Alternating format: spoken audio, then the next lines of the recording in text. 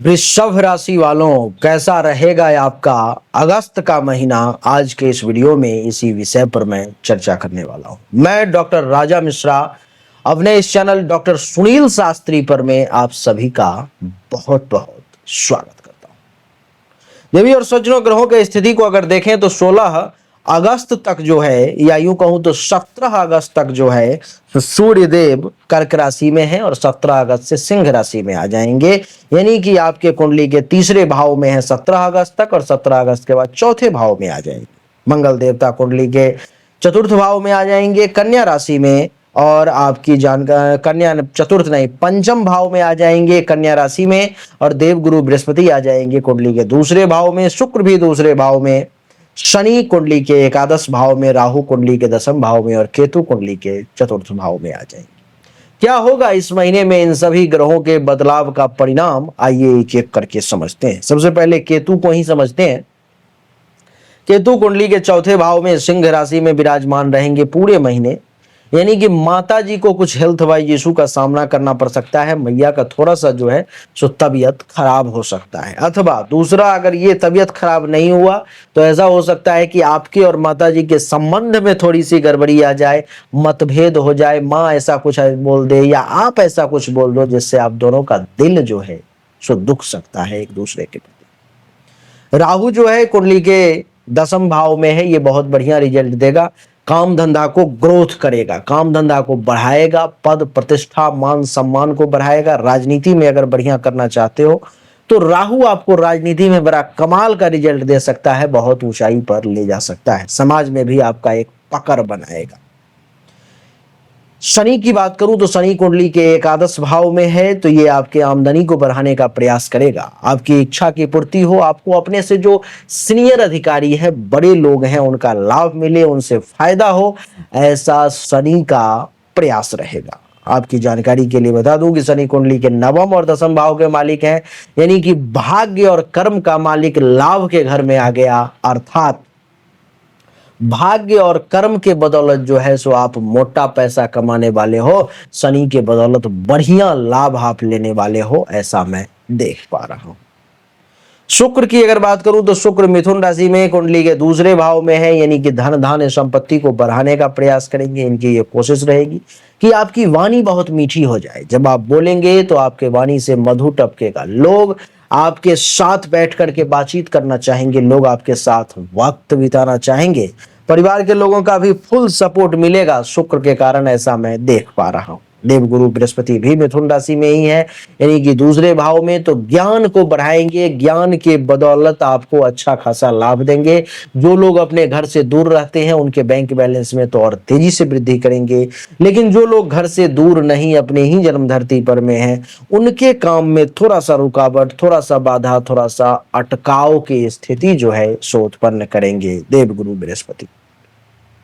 बुध जो है कर्क राशि में कुंडली के तीसरे भाव में है। यानी कि आपके पराक्रम को बढ़ाएंगे, आपके धैर्य को मजबूत करेंगे। गुप्त शत्रु जो भीतर ही भीतर आपको खोखला कर देना चाह रहा है, उन गुप्त शत्रु का भी ये नाश करेंगे, ऐसा मैं देख पा रहा हूं। देवी और सज्जनों, धन का मालिक पराक्रम के घर में, यानी कि पराक्रम के बदौलत धन धान्य संपत्ति कमाएंगे, और धन संपत्ति की बदौलत पराक्रम को बढ़ाने का प्रयास करें। देवी और सज्जनों, मंगल जो है सो कन्या राशि में है, यानी कि आपके कुंडली के पंचम भाव में, तो अचानक से जो है सो धन के लाभ का योग आपके लिए बन रहा है। इतना ही नहीं, आपके यश में भी वृद्धि हो सकती है, और किसी से प्यार वगैरह करते हो तो वो सब मामला इस समय में सेट हो जाएगा। सूर्य देवता 17 अगस्त से पहले कुंडली के तीसरे भाव में है, यानी कि चतुर्थ भाव का मालिक तीसरे भाव में, सुख संपत्ति का मालिक तीसरे भाव में। यानी कि पराक्रम के बदौलत सुख और संपत्ति में भी वृद्धि का बहुत अच्छा योग बन रहा है, ऐसा मैं देख पा रहा हूं। देवी और सज्जनों, 17 अगस्त से जब कुंडली के चतुर्थ भाव में सिंह राशि में अपने ही घर में आ जाएंगे, तो आपको जमीन, मकान, गाड़ी, कोई माता पिता की संपत्ति, इस प्रकार का कोई बड़ा लाभ जो है सो 17 अगस्त के बाद सूर्य देव आपको दिलाने का प्रयास कर सकते हैं। उपाय की अगर बात करूं तो मुझे लगता है देवगुरु बृहस्पति के लिए आपको उपाय करना चाहिए। गुरुवार के दिन नमो ब्रिंग बृहस्पते नमः, नमो ब्रिंग बृहस्पते नमः मंत्र का जाप करना चाहिए। एक माला संभव हो तो, नहीं तो जितना संभव हो उतना ही करना चाहिए। और भगवान विष्णु की अर्चना पूजा करनी चाहिए, इससे आपको फायदा हो। यही थी वृषभ राशि वालों के लिए अगस्त 2025 का राशिफल। पा रहा है जिस पोजीशन पर आपको होना चाहिए उस पोजीशन पर आपसे पहले कोई और पहुंच जा रहा है। इसका अर्थ है कि भाग्य का साथ नहीं मिल रहा है, भाग्य के देवता की स्थिति कुंडली में गलत है, उसको ठीक करने की जरूरत है। दूसरा, अगर आप बहुत परिश्रम कर रहे हो, आमदनी के कई सोर्स को तलाशने की कोशिश कर रहे हो, लेकिन आमदनी बहुत ज्यादा कर नहीं पा रहे हो जितनी इच्छा है, जितनी कोशिश है, तो चेक करने की जरूरत है कि आमदनी के जो देवता हैं उनकी क्या स्थिति है कुंडली में, आखिर आमदनी क्यों नहीं बढ़ पा रही।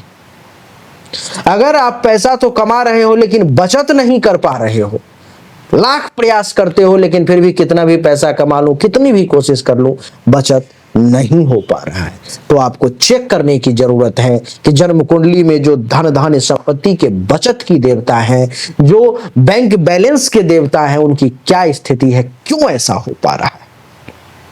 लेकिन इन सब को चेक करने के लिए पर्सनल आपकी जन्म कुंडली की जांच करनी पड़ेगी, तभी जाकर के वो पता लग पाएगा। देवियों सज्जनों, चाहे कोई बीमारी है जो आपको बहुत परेशान कर रहा है, बहुत परेशान कर रहा है, आप ठीक नहीं हो पा रहे हो, चाहे आपका विवाह नहीं हो रहा, वैवाहिक जीवन में अथवा परेशानी आ रही है, मामला तलाक तक पहुंच गया है या विवाह हो ही नहीं पा रहा है, जिस काम को करने की कोशिश कर रहे हो हर काम में रुकावट आ रहा है, जमीन मकान गाड़ी चाह रहे हो लेकिन हो नहीं पा रहा है, तो इन सभी शंकाओं का समाधान जन्म कुंडली देखने के बाद ही मैं आपको दे सकता हूं। उसके लिए सामने दिए गए नंबर पर मैं अपनी जन्म तारीख, जन्म समय, जन्म स्थान, दोनों हाथ के हथेली का फोटो अवश्य भेजें। जो शुल्क है जमा करें, इंतजार करें, आपको जानकारी अवश्य मिलेगी। अच्छा लगा तो वीडियो को लाइक करें, शेयर करें, चैनल को सब्सक्राइब करके इसके बेल आइकन के बटन को दबा दें। राधे राधे, राम राम।